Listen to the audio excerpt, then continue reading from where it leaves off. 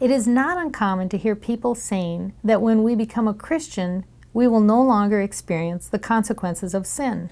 In this segment, Chris and Sarah talk about how God continues to deal with our sin on a daily basis and how this is related to God's almighty wrath. That's the old Adam being made new. No longer I who live, but Christ who lives in me.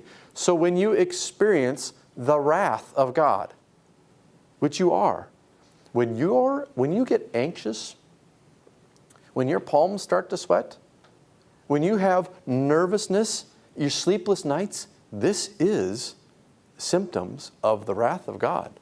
Because you are worrying about, will I make it? What's going to happen? When is the next shoe going to drop? Tell about your experience with the wrath of God. Oh, the Vomit-mobile story. The Vomit-mobile story. This is a great story. It's probably a year and a half, 2 years ago now. Chris and I actually were just digging into working on what does the wrath of God mean, really. Then we were having this fun theological discussion, I thought, like, whoa, isn't this great? In the abstract, talking about the wrath of God. So while we're having this discussion, and I'm thinking, oh, this is really great, we're learning this new concept, what does that mean, the wrath of God? My cell phone rang, and it was my daughter, who was in high school at the time, and I knew she was supposed to be, at that moment in time, helping out in an elementary classroom across town. So I knew she was out and about driving. So my heart dropped when my cell phone rang and I saw my daughter's name. And I said, "Are you okay?" And she went, "Mom!" And I thought, "Were you in an accident? Are you okay?" And she said, "No, but I was riding with so-and-so and she threw up all over the back seat and there's vomit everywhere. Can you come get me? Because I don't want to get back in the car." And so I kind of laughed and said, "Yeah, I'll be right there, and don't move." And then Chris, actually, as I was quickly packing my bag up, said, "Well, you just experienced the wrath of God." And I said, "Whatever, I have to go get my daughter. See you later." So the next morning, Chris being Chris, picked this back up again, and sensing a weakness, and said, "No, we need to talk about that. That was the wrath of God." And I used to be a lawyer. I argued hard, and I tried everything I could. Ultimately, I had to admit, yes, that actually was the wrath of God. Tell them some of your argument. I am getting there. This is exactly what I'm talking about. Yes! You see what I have to deal with. Sounds like you're a verb.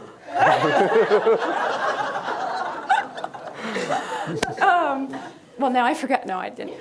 So what my argument was is, well, I'm a mother, and it's in my nature. It's actually in my my DNA to love my daughter, my children. Of course I'm going to care for them and be worried when I get a phone call and hear that little moo. You were born to be that way. Exactly. That's just what happens when you're a mother. You are created to love your children. And Chris actually rightly pointed out, ultimately, that in that love, it is actually idolatry. We make our children, I make my children, present tense, my idols. And when we do that, we are breaking the first commandment. Thou shalt have no other idols. And there's no way around it. And this is why I said a few minutes ago, God traps us in our sin. We are created to love our children. So effectively, yes, we are created to idolize our family, our children. And when we do that, we are breaking the first commandment. Because I'm making other idols. I have other idols. Now, that was certainly in my head that next Sunday, a couple days later, when I walked down the aisle to receive communion. I know the depth of my betrayal of Christ. I do it every day, in a lot of ways, but certainly with my children, idolizing my children. So this is the Vomit-mobile, that we do idolize our children, and we are trapped in our sin, so we have only Christ. This doesn't mean we try to not love our neighbor, not love our children. Of course not. That would also be sin. we do love our children, but what it means is you cannot fulfill the law, as we've been talking about. You cannot do it. In this case, it is in your DNA. It's the way we are made to idolize our children in order to try to preserve and protect them and turn them into good community members so they can have their own vocations. This is just another example of how we cannot fulfill the law. The law actually increases our sin. It makes it worse. And you talk about holding up that mirror.